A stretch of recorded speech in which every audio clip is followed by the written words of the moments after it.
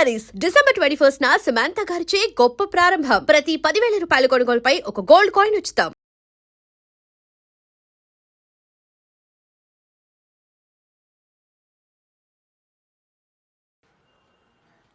ఇప్పుడు మీరు అట్నుంచి చూస్తున్నారు, ఇట్నుంచి చూస్తున్నాను. ఇది చాలా సహజం. ఎందుకంటే పాత్రికేయులందరూ ఎప్పుడు నిజం చెప్తారు, నేను ఎప్పుడు అబద్ధాలు చెప్తాను. నేను పాత్రికేయులు నిజాలు చెప్తారు, నేను అబద్ధాలు చెప్తాను. ఎందుకంటే నేను రాసేవి కథలండి, అది నిజం కాదు. కానీ నా అబద్ధాలకి డబ్బులు ఇస్తారు, మెచ్చుకుంటున్నారు, అది సంతోషం. బట్ ఫర్ ఐ చేంజ్, నేను మీలో నిజం మాట్లాడాలని ఇక్కడికి వచ్చానండి. That's my intention. పత్రిక అనేది, పత్రికా స్వేచ్ఛ అనేది బాగలేదండి మీకు. పత్రికా స్వేచ్ఛ అనేది డెమోక్రసీకి ఆయుపట్టు. పత్రిక అనేది లేకపోతే, పత్రికా స్వేచ్ఛ అనేది లేకపోతే డెమోక్రసీ బతికి బట్టకట్టగలగటం చాలా కష్టం. కానీ అట్ ది సేమ్ టైం ఆ స్వేచ్ఛ అనేది నిరంకుశత్వం కాకూడదు, అది కూడా చాలా ప్రమాదమే. కానీ ఎవరు చెప్పగలరు ఏది స్వేచ్ఛ, దాటి ఎక్కడ నిరంకుశత్వం అవుతుందని? పోలీసులు చెప్పగలరా? చెప్పకూడదు. కోర్టులు చెప్పగలవా? చెప్పకూడదు. ప్రభుత్వం నియంత్రించగలదా? నియంత్రించకూడదు. పత్రికా రంగమే వాళ్ళకి వారే ఒక లక్ష్మణ రేఖ తీసుకుంటే బాగుంటుంది అని అనిపించి నా మనసులో ఉద్దేశం మీతో పంచుకోవడం కోసం ఈ రిక్వెస్ట్ చేశానండి. దయచేసి సహృదయంతో అర్థం చేసుకోండి. నాకు పత్రికా రంగంలో కానీ పత్రికలు ఏమాత్రం సంబంధం లేదు, తెలియదు కూడా. రోజు పేపర్ చూడటం చూస్తుండడం అంతమించి ఏమీ తెలియదు. నాకున్న కొద్దిపాటి జ్ఞానంతో ఎలమే లాంటి పెద్దలు కొంతమందిని అడిగి తెలుసుకుని చెప్పేటువంటి ప్రయత్నం చేస్తున్నానండి. దీనికి కావాల్సింది ముందు ఒక charitable trust under section 8 create చేయాలి. అది ఎవరు క్రియేట్ చేయాలంటే, ఎవరి పేరు చెప్తే మనసులో కూడా మనకి మనసు అవాచాకారణ వాళ్ళని గౌరవిస్తామో అటువంటి పేర్లు. నాకు తెలిసిన ఒక పేరు సుధామూర్తి గారు. వాళ్ళ కళ్ళలో కూడా ఎవరు తప్పుగా మాట్లాడలేరండి. అలాంటి వాళ్ళు పత్రికా రంగంలో కొంతమంది, మిగతా రంగంలో కొంతమంది నిష్ణాతులైన వారు 5 కానీ 7 కానీ they have to create a charitable trust under section 8. This is the first thing and the charitable trust. ఇప్పుడు వాళ్ళు ఏం చేస్తారంటే, పత్రికా రంగంలో మనకు సుమారు కొన్ని వేల పత్రికలు ఉన్నాయండి, డైలీ పేపర్, న్యూస్ పేపర్లు. సర్క్యులేషన్ ప్రకారం టాప్లో ఉన్న వాళ్ళని ఒక 50 మందిని, సార్ మీరు ఎపెక్స్ బాడీ క్రియేట్ చేయాలి, మీరు వాలంటీర్ చేస్తారా అని అడుగుతారు. వాలంటీర్ చేయడం చేయకపోవడం వారి ఇష్టం. దాంట్లో కొన్ని ఒప్పుకోలేదనుకోండి, నెక్స్ట్ వాళ్ళకి వెళ్తారు.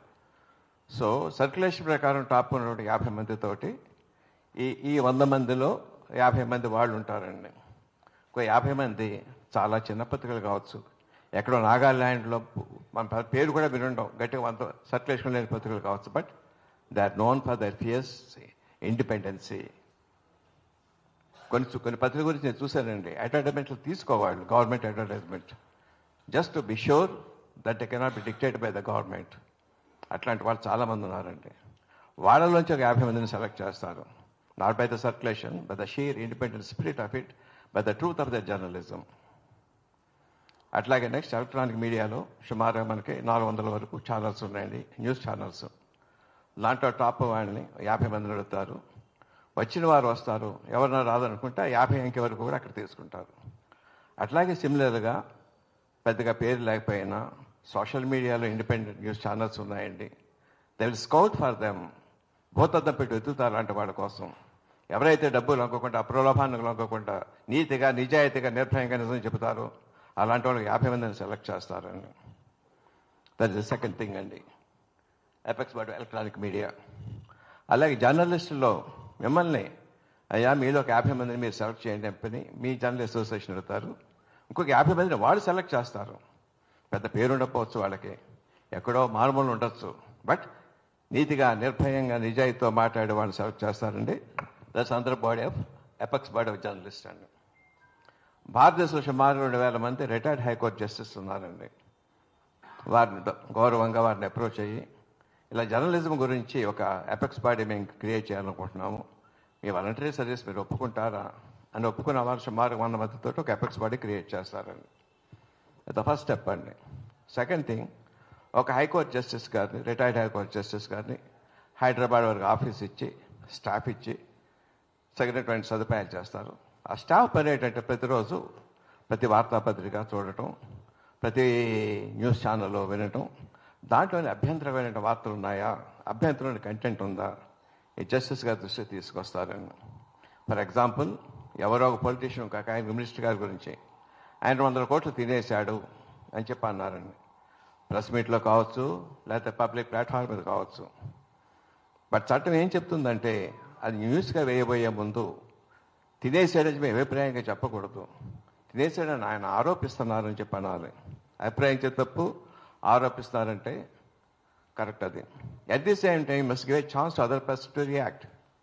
ఏమంటే ఇట్లాగ అంటున్నారు ఆయన మీ మీద, ఏమంటారు మీ మీద, you should make a reasonable attempt to find the truth అని చెప్తా ఉంది మీ జర్నలిజం తాలూకు. చేశారా లేదా? These are all the things that are subject to interpretation. ఇటువంటివన్నీ కూడా ఆయన దగ్గర పనిచేసినట్టు ఆయన దృష్టి తీసుకొస్తారు. ఆ రిటైర్డ్ హైకోర్టు జడ్జిలు కాబట్టి కొన్ని విషయాలు లేదనుకుంటే పక్కన పడేస్తారు. జస్ట్ దీంట్లో కొంత తప్పు జరుగుంటాను అవకాశం ఉందని అనిపించినప్పుడు విల్ హ్యావ్ ఎన్ యాప్ అండి. It is control by artificial intelligence. Artificial intelligence సొంతంగా ఆలోచించగలరు. అది ఈ కేసు దానికి ఇవ్వగానే ఆ పేర్లను తీసేసి అనానమైజ్ చేస్తుందండి ఆ కేసు అండి. ఇప్పుడు ఎక్స్ ఒక వైని తిట్టాడు అనుకోండి, ఎక్స్ వై ఉండదండి, ఏ అని బి మారుస్తుందండి, ఇంకేదో మారుస్తుందండి. కంటెంట్ మారదు కానీ పేర్లు ప్రదేశాలన్నీ మారిపోతాయి. మారిపోయి ముందు అది ప్రింట్ మీడియా చేసిందా, ఎలక్ట్రానిక్ మీడియా చేసిందా, జర్నలిస్ట్ చేసిందా? సారీ ఇందాక చెప్పడం మర్చిపోయానండి. వీరి 100 ఉన్నారు కదండి. ఈ 100 మందిని దేశంలో ఒక 500 మందిని ఎన్నుకోమంటారండి. వాళ్ళకేం నిష్కళంకమైన చరిత్ర ఉండాలి, విద్య ఉండాలి, సోషల్ సర్వీస్ తాలూకు ఇది ఉండాలి. ఎలక్ట్రానిక్ మీడియాతో కానీ ప్రింట్ మీడియాతో కానీ ఏటువంటి సంబంధం ఉండకూడదు. ఏదో అంటే నేర చరిత్ర కానీ పొలిటికల్ సంబంధం కానీ ఉండకూడదు. సో అట్లాగా ప్రింట్ మీడియా ఒక 500 మందిని, ఎలక్ట్రానిక్ మీడియా ఒక 500 మందిని, జర్నలిస్ట్ ఒక 500 మందిని అనుకుంటారని. ఈ 15 మంది are eminent citizens of India అండి. ఈ లిస్ట్ అంతా కూడా ఆర్టిఫిషియల్ ఇంటెలిజెన్స్ యాప్ దగ్గర ఉంటుంది. జడ్జి గారు ఆయన తనకి ఒకసారి ఒక కేసు అప్లోడ్ చేయగానే అటెండ్ మోడల్ పికప్ చేస్తుందండి. చేసిన తప్పు జరిగిందని చెప్పని అనుకుంటున్నాము. తప్పు జరిగిందా లేదా వాళ్ళకి ఆప్షన్స్ ఉందండి. 5 నిమిషాల కన్నా ఎక్కువ వెయిట్ చేయదండి. 5 నిమిషాలు తప్పు జరిగిందని చెప్పచ్చు, లేదని చెప్పచ్చు, అవి కాన్సే అని చెప్పచ్చు, సైలెంట్గా ఉండొచ్చు. తప్పు జరిగింది తప్పు లేదని ఒక మనిషి ఉన్నట్టేనండి. నాకు తెలియదన్నా సైలెంట్గా ఇట్ గోస్ నెక్స్ట్ పర్సన్. 5 నిమిషాల కన్నా ఎక్కువ వెయిట్ చేయదండి ఎవరి దగ్గర. So it not give a chance for the person to think. ఈ అనానమైజ్ చేసేది ఇది ఎవరై ఉండొచ్చు, ఆలోచించి వాళ్ళని కాంటాక్ట్ చేసే అవకాశం ఉంటుందేమో అని అనుకునే అవకాశం ఇవ్వదు అనమాట అండి. It will keep on contacting till it gets 5 opinions. 5 ముగ్గురు తప్పు చేశారు అంటే తప్పు చేసినట్టే, తప్పు చేయలేదని తప్పు ఇది జడ్జి గారి దృష్టి తీసుకొస్తుంది. ముగ్గురు తప్పు చేయలేదు అనుకోండి, డ్రాప్స్ ద మ్యాటర్ దేర్. తప్పు చేశారు అని చెప్పి ముగ్గురు అభిప్రాయపడ్డారు అనుకోండి, అప్పుడు ఎవరైతే పత్రికా రంగంలో అయితే ఆ పబ్లిషర్ కానీ ఆయనకు కానీ ఏమంటే మీరు తప్పు చేశారు అనుకుంటాం, what is your reaction on it?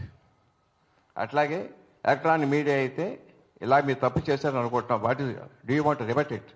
అలాగే జర్నలిస్టులు అయితే మీరు తప్పు చేసుకుంటున్నాం, what you want to say, you want to rebut it అని చెప్పి వాళ్ళు తగినట్టే అవకాశం ఇస్తుంది.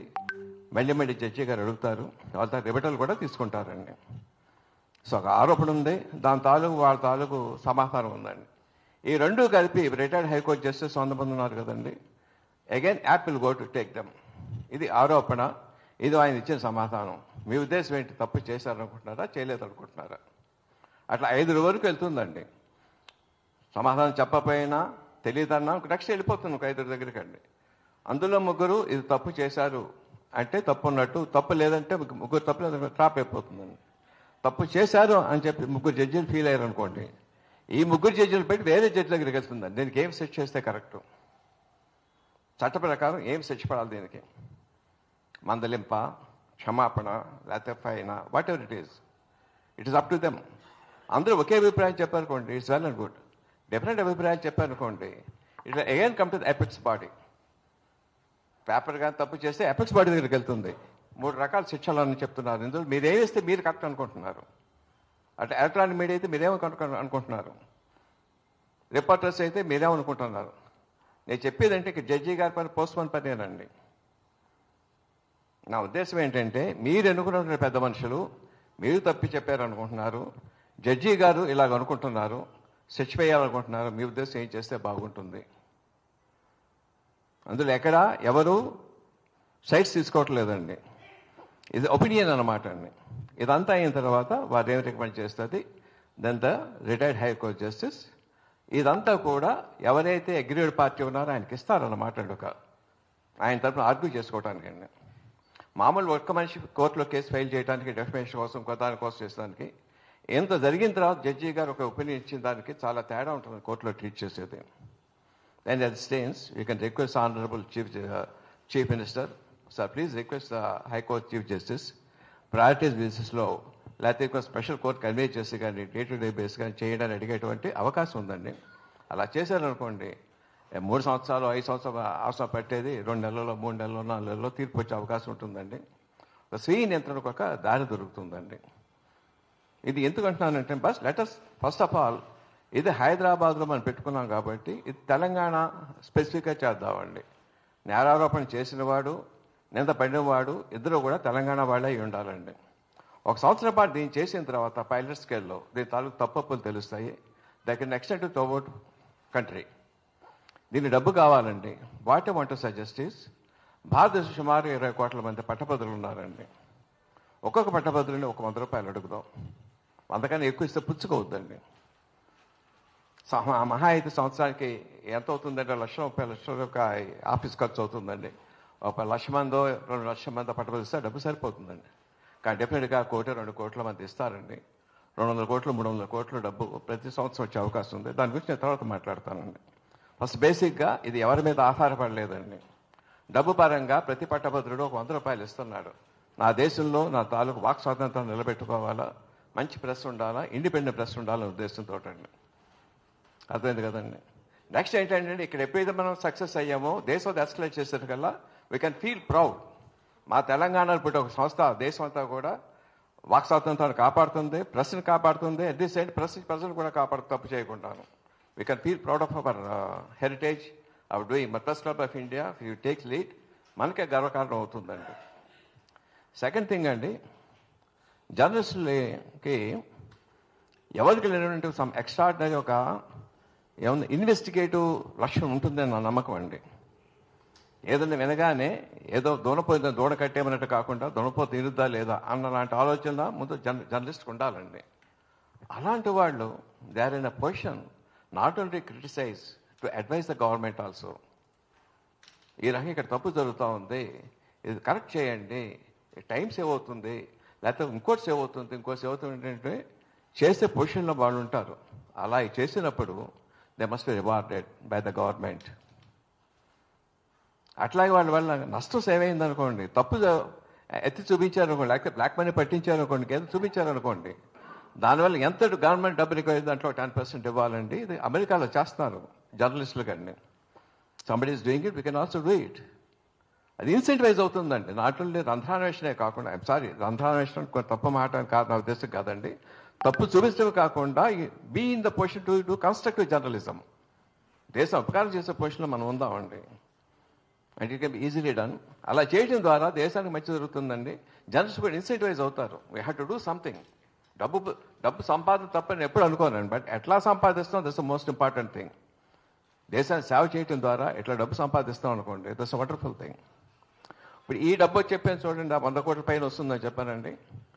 There are many small papers were struggling ఫియర్స్గా ఇండిపెండెంట్గా స్ట్రగుల్ అవుతారు చూడండి. Money can be given to them. Small electronic social media నేను చూస్తాను సోషల్ మీడియాలోనండి, చాలా చక్కగా మాట్లాడతారండి, నిర్భయంగా మాట్లాడుతున్నారండి. I really appreciate them. వాళ్ళకి సపోర్ట్ చేయొచ్చండి. సో మెనీ గుడ్ థింగ్స్ అని పెట్టాను.